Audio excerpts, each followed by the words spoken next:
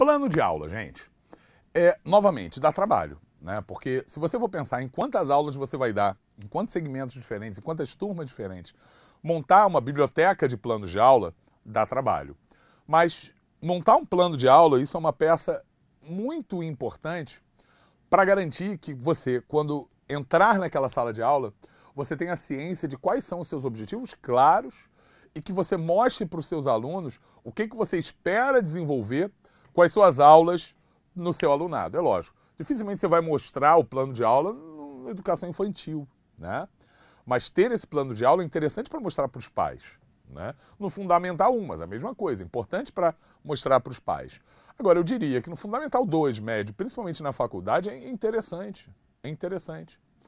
Para que assim você guarde essa informação, eventualmente compartilhe com os alunos, mostrando, olha só, como é que eu me organizei para garantir que você vai aprender esse conteúdo e você vai desenvolver as habilidades aqui que são importantes, né? Então, repara, a princípio, isso é um objeto para você, é um objeto para a coordenação, mas não necessariamente ele precisa ficar guardado a 7 chaves. Eu acho que, dependendo do nível, do segmento que você trabalha, isso pode ser até compartilhado com seus alunos. Então, um plano de aula, para ser montado, sem dúvida, ele exige bastante pesquisa, estudo, reflexão. Quais são os conteúdos que você tem que abordar nessa sua aula? Quais são os seus objetivos primários e secundários? Então, por exemplo, eu vou dar uma aula sobre fotossíntese. Meu objetivo primário é fazer com que o aluno entenda que a fotossíntese é um mecanismo de produção de alimento pelas plantas. É a transformação de energia luminosa em energia química. E que as plantas dependem da energia, assim como nós dependemos também. Secundariamente, eu posso ter que eu quero que ele compreenda que as plantas usam a fotossíntese como forma de alimentação. Eu posso querer que ele compreenda quais são as principais fases do processo fotossintético, quais as diferenças na fotossíntese de uma planta de sombra com uma planta de sol, né? Então, se eu tenho isso em mente, sem dúvida isso vai organizar bastante como que eu vou desenvolver a minha aula em questão.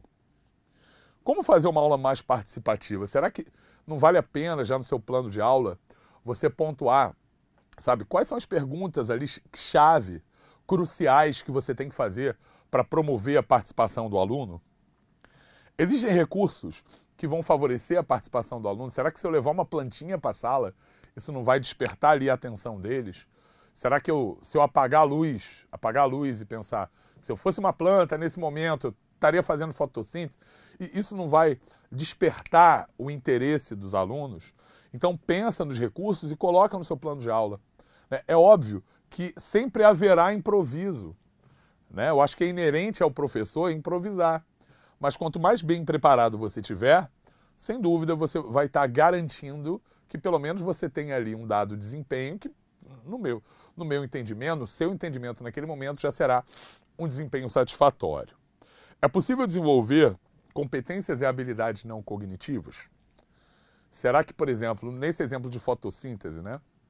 Quando você dá uma planta para a turma, para cada uma das salas e fala, olha, gente, vocês têm que cuidar dessa planta até o fim do ano. E cuidar dessa planta significa o quê? Tem que botar água, professor. Tem que botar na luz, professor. Mas não tem que deixar na luz de meio-dia, que senão ela vai ficar toda murchinha, professor. E aí os alunos se organizem de forma em que a cada dia um cuida, ou cada horário um cuida. Você vai estar promovendo trabalho de grupo, você vai estar promovendo responsabilidade, você vai estar promovendo autonomia, que são habilidades não cognitivas. Então, pensar em como desenvolver também essas habilidades socioemocionais não cognitivas faz parte da elaboração do seu plano de aula. E são conteúdos fundamentais, vamos lá, o que tem que ter no seu plano de aula? O que obrigatoriamente tem que ter, então, mais uma vez, quando você vai fazer uma prova de aula para ingressar em um determinado concurso, você tem que mostrar o seu plano de aula. E o que tem que ter no seu plano de aula? Um cabeçalho contendo o ano, a disciplina e o tema da aula, os conteúdos a serem trabalhados, fiquem atentos que os conteúdos podem ser de 3 tipos, beleza? E então repara, elaborar de forma mais completa possível o plano de aula é fundamental, concorda? é fundamental. E quando eu boto aqui que tem que ter a disciplina, o tema e os conteúdos, fica atento que os conteúdos têm que estar ajustados àquele segmento que você está trabalhando.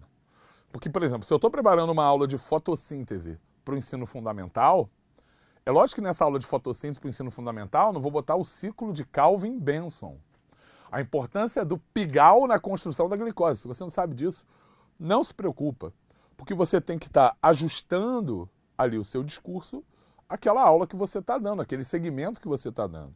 E desenvolvendo conteúdos que sejam conteúdos conceituais, o aprender a conhecer, o conhecimento, diferenciação em conceitos, informações, princípios, compreender, analisar, refletir, comparar. Conteúdos procedimentais, aprender a fazer. O aluno vai experimentar, vai realizar ações em busca do conhecimento, escrever, ler, desenhar e outras técnicas. E mesmo atitudinais, né? O aprender a ser, relacionando os comportamentos esperados aos alunos. Cooperar, ser solidário, respeitar a opinião dos demais, etc. Então, é muito importante que você elabore um plano de aula que tenha os conteúdos, que tenha os instrumentos que você vai utilizar e, principalmente, que mostre que aquele plano de aula ele não está isolado no meio do nada. Ele faz parte de um contínuo, onde os alunos eles dependem de uma série de conteúdos prévios, se for o caso, liste no seu plano de aula quais são os conteúdos prévios e quais são as atividades posteriores que o aluno pode fazer a fim de garantir que esse aluno ele possa sedimentar melhor esses conhecimentos e essas habilidades. Quais são as atividades que eles vão poder fazer após a aula para garantir um melhor aproveitamento daqueles conteúdos que foram ministrados. Em alguns casos, o plano de aula ele chega a separar cronologicamente. Por exemplo, 5 primeiros minutos a gente vai ter a apresentação da aula e link com os conteúdos prévios. Ao longo de 20 minutos, a gente vai fazer de maneira dialógica a busca de conhecimentos prévios sobre fotossíntese. Depois, mais 20 minutos, com utilização do quadro, a gente vai apresentar quais são as principais fases da fotossíntese, o objetivo, blá, blá, blá, blá.